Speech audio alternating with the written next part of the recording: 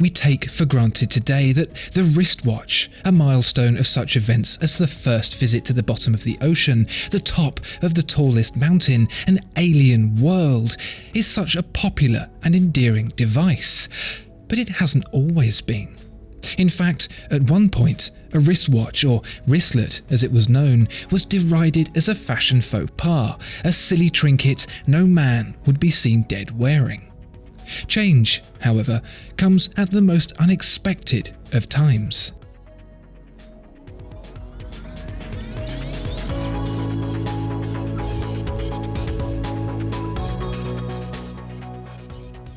This seemingly simple watch from Longines holds a clue as to the origins of the public's change of heart towards the wristwatch. Its design, specifically the large Arabic numerals and cathedral hands, originated at the turn of the century in pocket watches and would be replicated over and over again for half a century.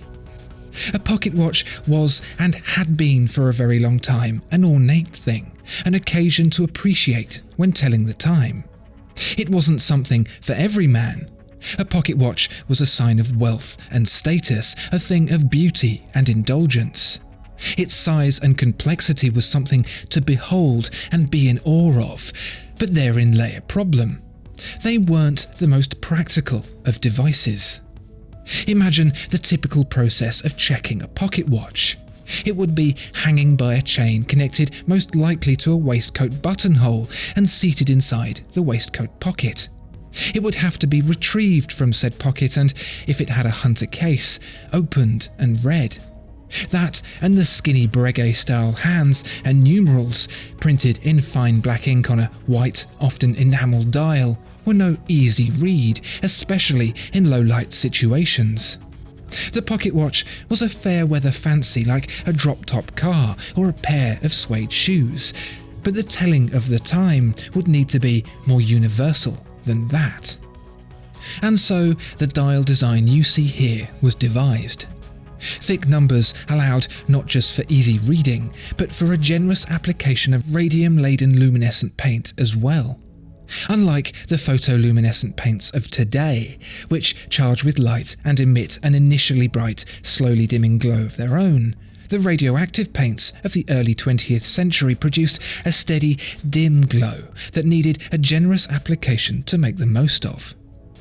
The ornate design of the hands is equally embedded in reasons of practicality.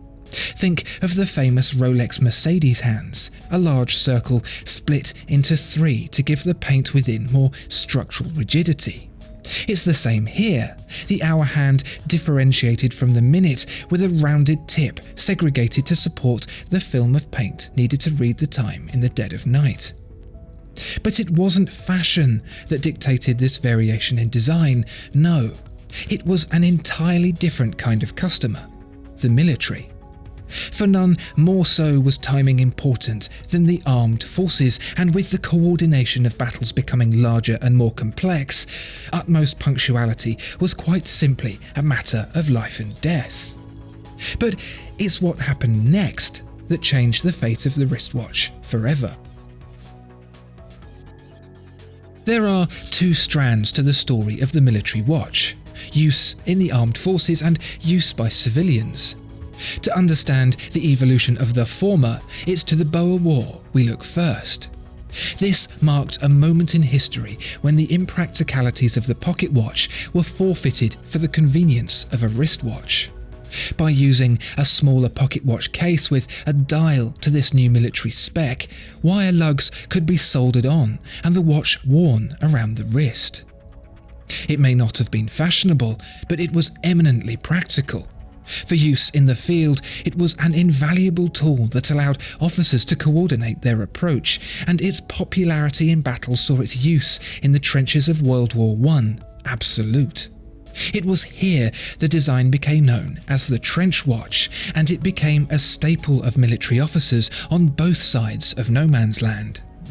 Manoeuvres that required accurate timekeeping became possible because of them, such as the creeping artillery barrage, heavy weaponry fired 100 yards ahead of advancing infantrymen to help clear a path forward. But this new timekeeper was not restricted to just the ground.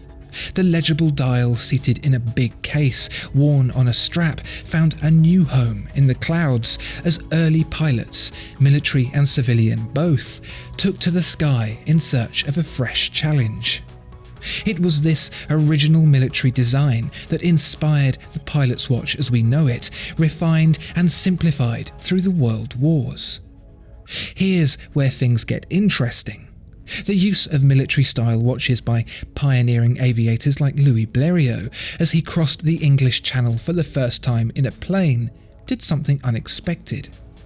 It caught the attention of the public at large. And it's easy to see why.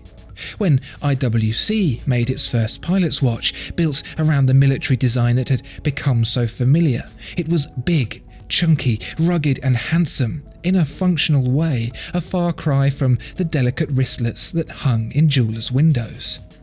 So begins the second thread of the story, the adoption of the wristlet into popular culture. Previously considered a delicate piece of jewellery, these chunky, bold watches, worn by military men and daredevil pilots, gave the design a whole new lease of life. As the first decade of the 20th century rolled by, the trench watch quickly gained popularity, manufacturers offering models on the high street as well as to the armed forces. And so the tables turned, and the bulky, ornate pocket watch started to lose its foothold as wristwatches became cheaper and more popular, all because of this seemingly unassuming design. By the end of World War II, there wasn't a manufacturer out there not making wristwatches, even the old masters, and so history was made.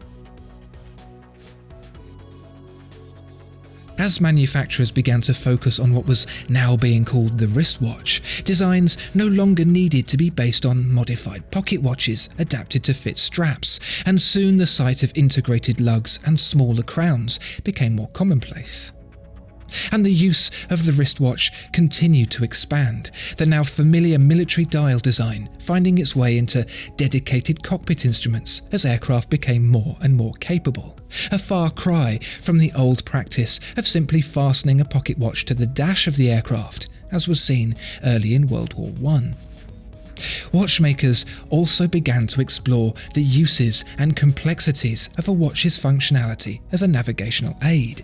Several manufacturers, Longines and Patek Philippe included, pursued a number of concepts for navigational watches, including second setting, which used an internal dial that could be adjusted to a radio broadcast to compensate for inaccuracy in the watch's movement.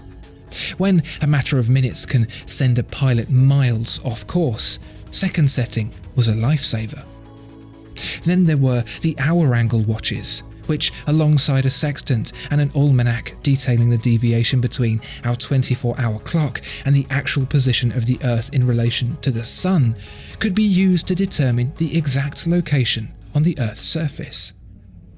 What had started life as a simple tool to keep track of time was now a complex navigational instrument. The next phase for the pilot's watch was not one of complexity, but accuracy and complete functionality. The German BOA design of the Second World War pared back every last unnecessary detail, big watches fitted with chronometer-grade movements that simply needed to tell the time with utmost precision. Planes flew higher and faster than ever before, carrying more and more devastating payloads, and precision could make or break the war. Such was the importance of the precision of these watches that they were handed out to navigators as they prepared for their next sortie, having been set to German Naval Observatory time, and returned at the end for testing and adjusting. The BOAs may not have been as visually arresting as their forebears, but they made up for it with devastating accuracy. From fashion outcast to the hottest trend, delicate jewellery to frontline apparatus, the wristwatch's journey over a half-century demonstrates one of the most dramatic changes in watchmaking history. And it's all thanks to the simple, clear and completely functional military watch. Built as a practical tool, yet capturing the imagination of a civilian audience, it steered the direction of an entire industry as it mobilised for war, changing the outcome of wristwatches forever. We wouldn't have them without it. Discover more exceptional watches at watchfinder.co.uk. If you enjoyed this video, please like and subscribe. If there are any other watches you'd like to see reviewed, please let us know in the comments below.